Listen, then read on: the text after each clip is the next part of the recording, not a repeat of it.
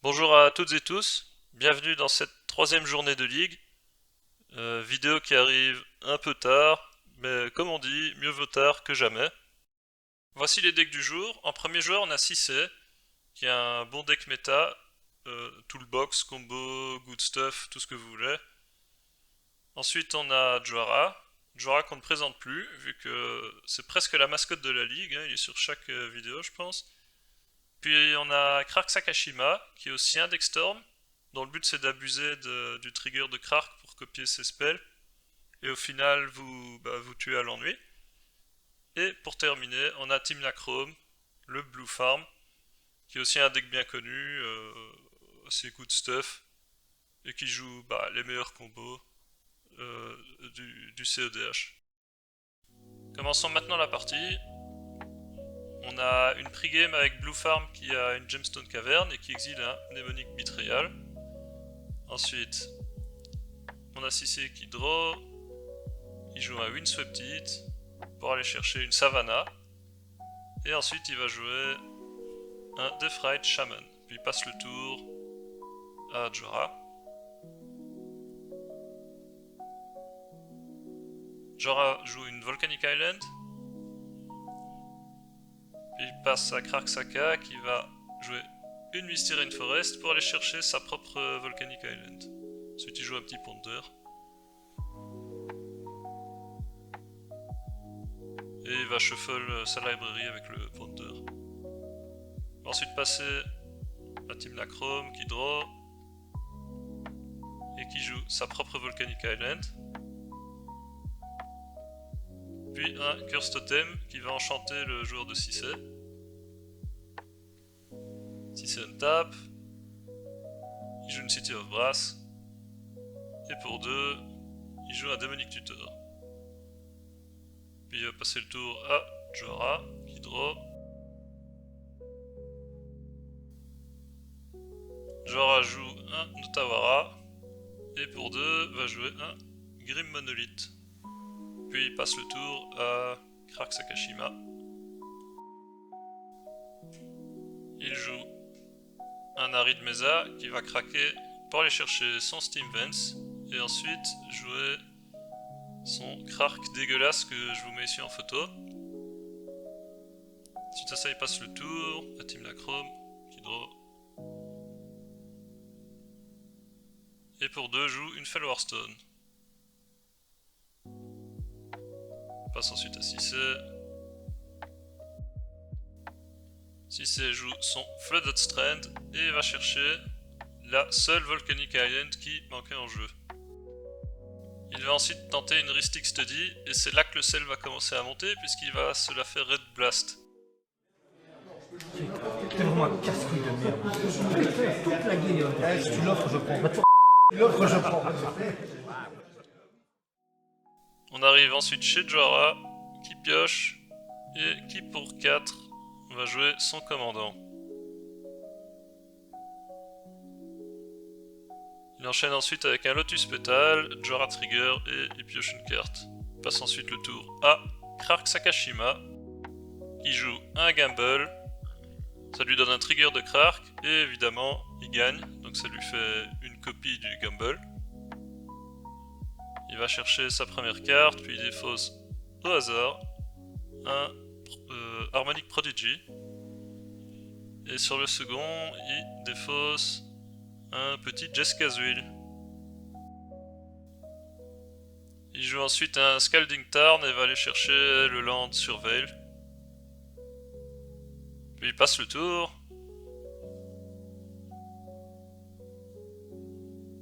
Team Nachrome va jouer Tymna.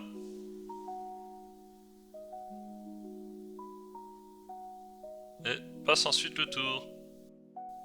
Cissé joue un Polluted Delta qui va craquer pour aller chercher un Scrubland. Et il va jouer pour 3 une Relic of Legends. Et enchaîner sur un petit Loto.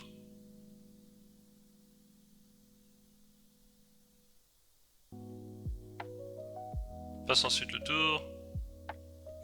Enfin, en end step, Jorah va jouer un Mystical Tutor. Et il va aller trouver une Force of Will. Donc il a l'air d'essayer de gagner ici. Draw. Ah oui, il va jouer un Transmute Artefact. Mais Krark aura une réponse avec un Swansong. Et comme il est très très fort au dé, bah il va de nouveau faire une copie du Swansong et la Force of Will ne sera pas suffisante pour protéger le Transmute Artefact.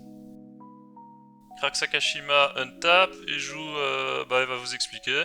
C'est un petit fiche. Putain, mais tu peux pas mettre des arcs qu'on reconnaît. C'est un... Le petit fiche en question va malencontreusement se faire contrer par une Force of Will. Il reste du coup au cimetière. Ensuite, Timna Chrome untap et passe direct en phase d'attaque chez Krark. Draw une carte avec Timna. Et puis pour 2 mana, il va jouer un Arcane Signet. Passe ensuite le tour à Cissé qui untap.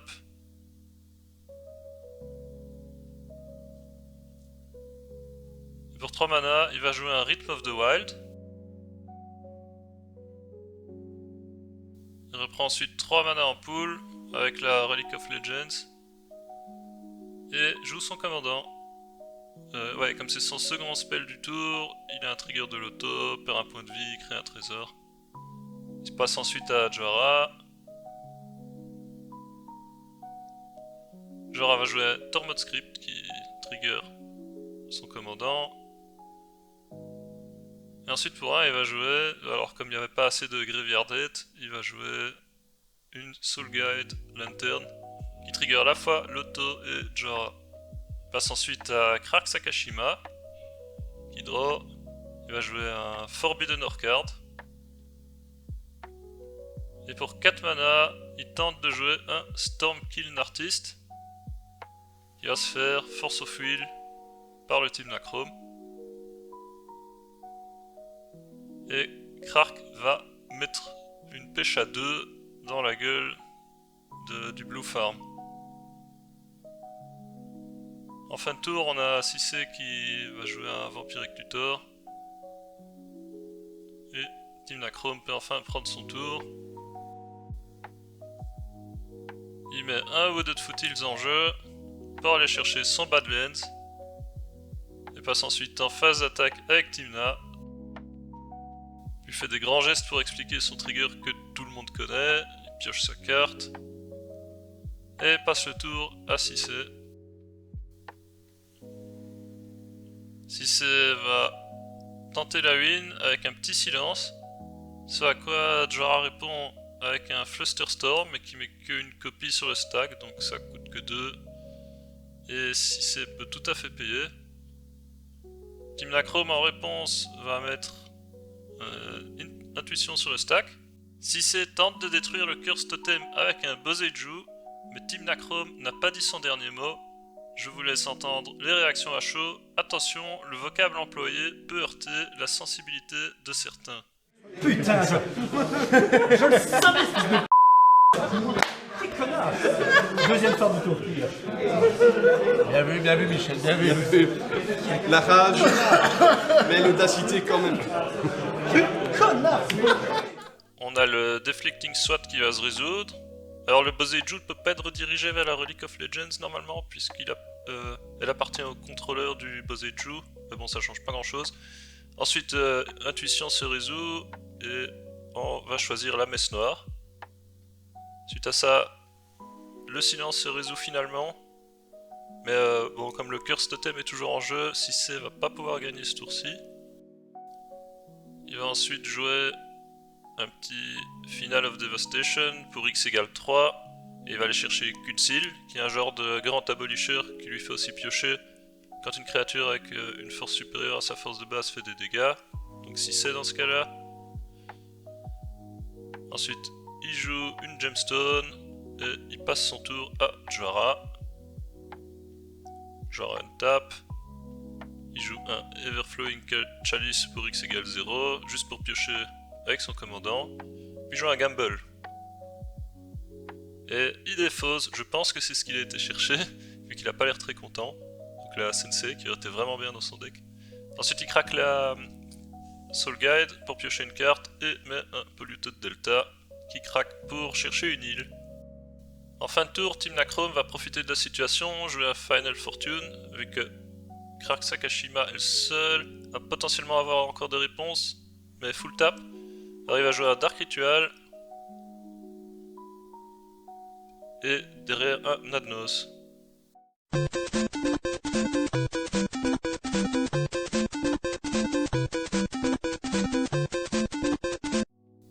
On a ensuite l'enchaînement de Fast Mana avec les Mox, Lotus Pétale et une ancienne tombe.